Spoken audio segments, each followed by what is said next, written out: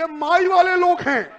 और आज क्या हो रहा है, ये माई वाले लोग आज बाप बाप कर रहे हैं। ये माई वाले लोग आज मोतिहारी की धरती पर बाप बाप कर रहे हैं। तेजस्वी बाबू, मोदी जी की गारंटी इस बिहार की जनता ने गारंटी कर दिया कि आप लौट के नहीं आइएगा, आपको सड़कों पर बाप बाप जाके चिल्लाना ही पड़ेगा। माई से अब काम नहीं चला तो आप बाप बाप चिल्लाइए, लेकिन बिहार की जनता आपको लौटने नहीं देगी। राम जी जैसे विग्रह में विराजे, बिहार में एक परिवर्तन हुआ। जो डॉक्टर चंद्रशेखर राम जी के खिलाफ बोलते थे, वो तार पर से गिरा दिए गए। शिक्षा विभाग उनका छिन गया और उनको एक छोटा सा झुनझुना वाला विभाग थमा दिया गया। आदरणीय अध्यक्ष महोदय, सबसे पहले मैं लोकतंत्र की जननी इस राज्य के वैशाली जिले की ओर से बिहार के लोकतंत्र के सर्वोपरि मंदिर के सर्वोपरि स्थान पर आपको विराजने के लिए हार्दिक धन्यवाद और बधाई देता हूं।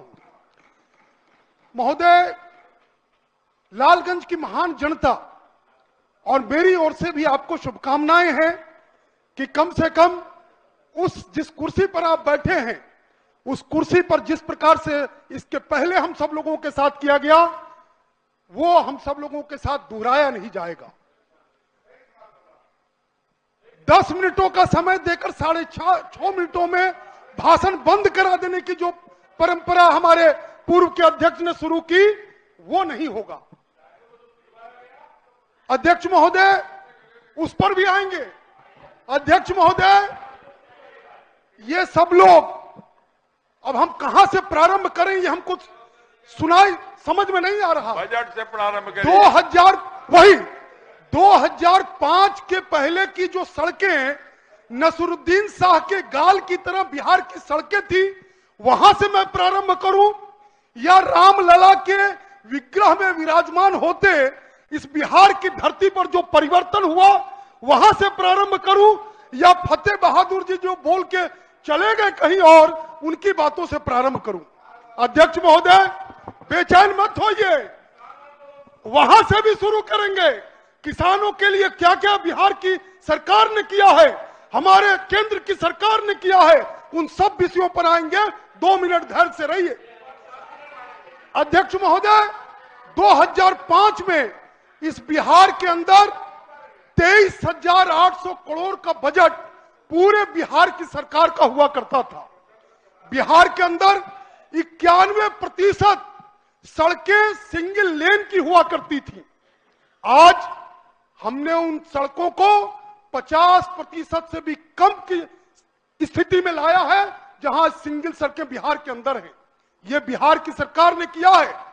बिहार की सरकार के इस बजट प्रस्ताव पर इसलिए ये कटौती लाना चाहते हैं, क्योंकि ये नहीं चाहते हैं कि 5 घंटे में सुदूर बिहार के ग्रामीण इलाकों से कोई व्यक्ति चल करके इस पटना की धरती पर आए। ये वही दिन दिखाना चाहते हैं कि 13 घंटे और 14 घंटे में कटिहार से, मुंगेर से, चंपारण की धरती से कोई व्यक्ति पटना की धरती पर पहुंचे। वो 14 घंटे तक बिहार की सड़कों को लाना चाहते हैं, इसलिए ये कटौती प्रस्ताव लेकर आए हैं। जी हुजूर, उधर देखिए, 17 महीनों में क्या हुआ है, 17 महीनों में क्या हुआ है। अभी फतेह बहादुर जी आरक्षण की बात कर रहे थे। किस आरक्षण की बात कर रहे हैं आप? और प्रभुराम की बात कर रहे थे। जिस डॉक्टर भीमराव अंबेडकर जी ने संविधान की रचना की, उस संविधान के मूल प्रति को आप उठाकर देखिए। पहले पन्ने पर प्रभुराम पूरे राम दरबार के साथ विराजित है। यह प्रभुराम का नेतृत्व है, यह प्रभुराम की आभा है। और बिहार के अंदर क्या हुआ? राम जी का विग्रह में स्थापना हुआ। जी हुजूर, आपको यही समझ में नहीं आएगा। ये समझते समझते आप कहां चले गए, ये आप समझिए। प्रभुराम विग्रह में विराजे, उनकी प्राण प्रतिष्ठा 22 जनवरी को हुई। विग्रह में विराजे तो एक परिवर्तन बिहार के अंदर हुआ। बिहार के अंदर एक परिवर्तन हुआ। सुनिए तो अरे सुनिए, यहाँ बोलिए। राम जी अपने विग्रह में विराजे, उनकी प्राण प्रतिष्ठा 22 जनवरी को हुई। राम जी जैसे विग्रह में विराजे, बिहार में एक परिवर्तन हुआ। जो डॉक्टर चंद्रशेखर राम जी के खिलाफ बोलते थे वो तार पर से गिरा दिए गए, शिक्षा विभाग उनका छिन गया और उनको एक छोटा सा झुनझुना वाला विभाग थमा दिया गया। ये राम जी की कृपा हुई। डॉक्टर चंद्रशेखर का विभाग छीन लिया गया, ये राम जी ने किया। और उसके आगे सुनिए, राम जी की जब प्राण प्रतिष्ठा 22 तारीख को हुई, उसके बाद क्या हुआ? 22 जनवरी को जब राम जी प्राण प्रतिष्ठित हुए अयोध्या जी धाम में, तो बिहार के अंदर लुटेरे सरकार को ध्वस्त किया गया। लुटेरी सरकार बाहर गई और एनडीए की फिर से गठबंधन वाली सरकार लौट कर आई। मैंने तेजस्वी जी का उस दिन का भाषण भी सुना है।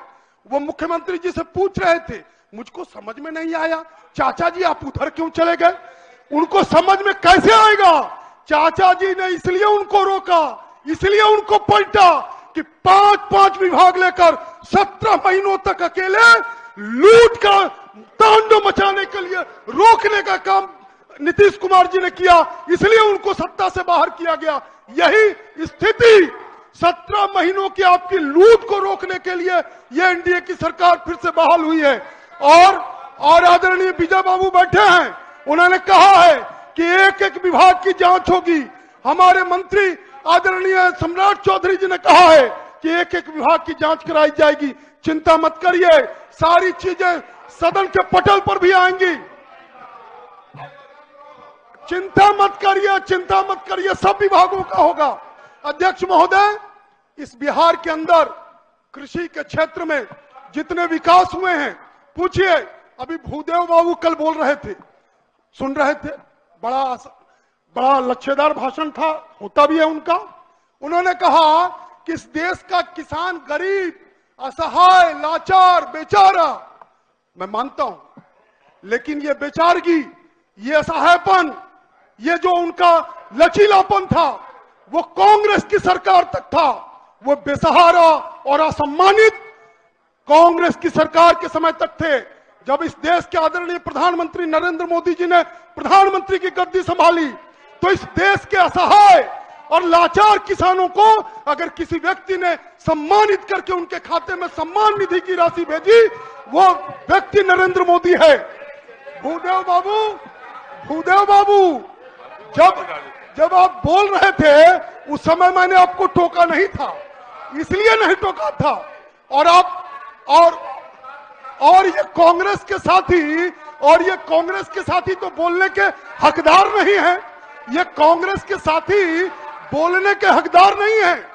इस बिहार के अंदर पूरा सदन जानता है, पूरा बिहार जानता है कि एक बोरी यूरिया के लिए हमारे किसानों को रात भर पंक्तियों में, लाइनों में खड़े रहना पड़ता था, और तब भी यूरिया की बोरी नहीं मिलती थी, और किसानों के सीने पर, पीठ पर लाठियां बरसाई जाती थी इस कांग्रेस के जमाने में।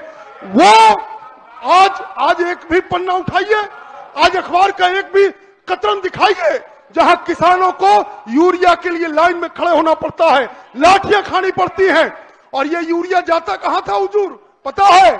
ये कांग्रेस के जो बड़े बड़े लोग हैं, जिनके कल कारखाने इस देश के अंदर थे, ये सब्सिडाइज यूरिया जो किसानों के खेतों तक पहुंचना चाहिए था, उस सब्सिडी का लाभ लेकर अपने कारखानों को भेजते थे और लूट मचाते थे।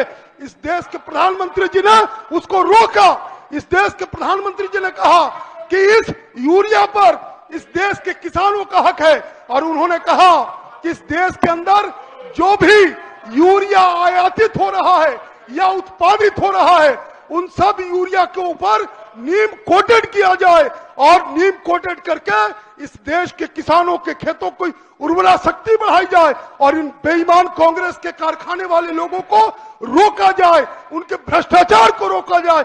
यह काम आदरणीय नरेंद्र मोदी जी ने किया है। आप कहते हैं बिहार के लिए क्या हुआ? आपकी सरकार थी, आपको बोलने का हक नहीं है। एक केंद्रीय विश्वविद्यालय इस बिहार के अंदर नहीं आया।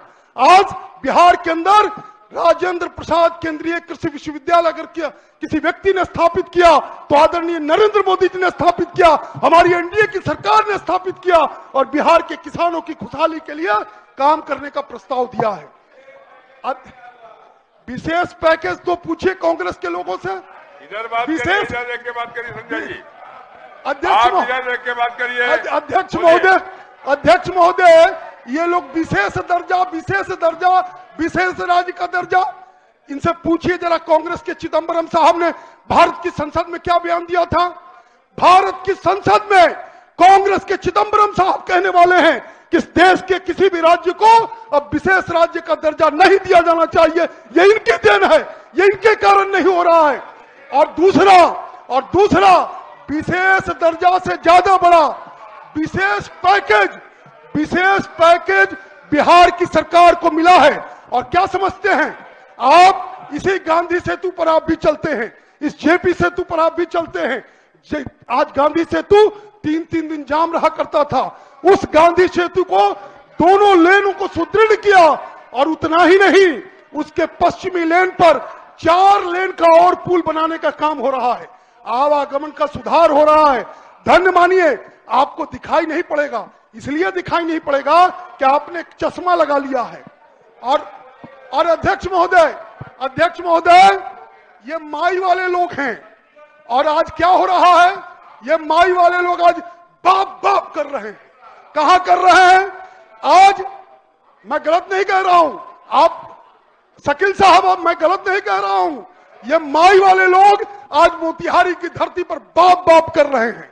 और आप तय मानिए, ये धरती पर मोदी जी की गारंटी खोजते रहे थे तेजस्वी बाबू। उस दिन तेजस्वी बाबू, मोदी जी की गारंटी इस बिहार की जनता ने गारंटी कर दिया कि आप लौट के नहीं आइएगा, आपको सड़कों पर बाप बाप जाके चिल्लाना ही पड़ेगा। माई से अब काम नहीं चला तो आप बाप बाप चिल्लाइए, लेकिन बिहार की जनता आपको लौटने नहीं देगी। आप कंक्लूड करिए। ये काम हो रहा है। अध्यक्ष महोदय, अच्छा, उस पर भी आएंगे, चिंता मत करिए। आपके लोगों ने कितने आतंक मचाए हैं वो भी हमको पता है। बंगाल की धरती पर हम लोग जाते थे बचपन में, तो इन कम्युनिस्ट पार्टी के लोग लाठी और गुंडों के बल पर अपना शासन चलाते थे। इस बिहार की उस बंगाल की धरती से कम्युनिस्टों को अरब सागर में डुबोने का काम बंगाल की जनता ने कर दिया है। आप तय मानिए, आगे आने वाले, कंक्लूड करिए, समाप्त करिए। अध्यक्ष महोदय, आपका बहुत बहुत आभार है कि आपने हमको बोलने का अवसर दिया। और हमारे जनक बाबू का भी बहुत बहुत आभार है कि एकाएक मुझको बोलने के लिए खड़ा कर दिया। धन्यवाद। माननीय सदस्य श्री वीरेंद्र प्रसाद गुप्ता। पैनोरमा ग्रुप, जो सोचता है वो करता है।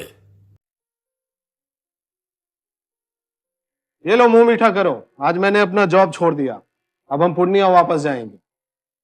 जॉब छोड़ दिया है? मतलब ये घर कैसे चलेगा? हम करेंगे क्या? और माँ बाबूजी क्या बोलेंगे? इसलिए मैं एक और मिठाई का डब्बा लाया। अपने बिजनेस के लिए लोन अप्रूव हो गया। अरे लोन अप्रूव हो गया वो तो ठीक है, लेकिन पूर्णिया में हम रहेंगे कहाँ? अपना घर भी तो नहीं है वहाँ। इसलिए तो एक और मिठाई का डब्बा अलग से लाया हूँ। हमने पूर्णिया में घर ले लिया है, पूर्णिया के ई होम्स पैनोरमा में। पूर्णिया में पैनोरमा ग्रुप लेकर आए हैं ई होम्स पैनोरमा। बड़ा घर, आलीशान जिंदगी और अत्याधुनिक सुविधाओं के संग। अरे अब क्यों मुंह मीठा करवा रही हो? क्योंकि हम घर वापसी जो कर रहे हैं। घर वापसी की खुशी पूर्णिया में ई होम्स पैनोरमा के संग। ई Homes Panorama, luxurious lifestyle redefined.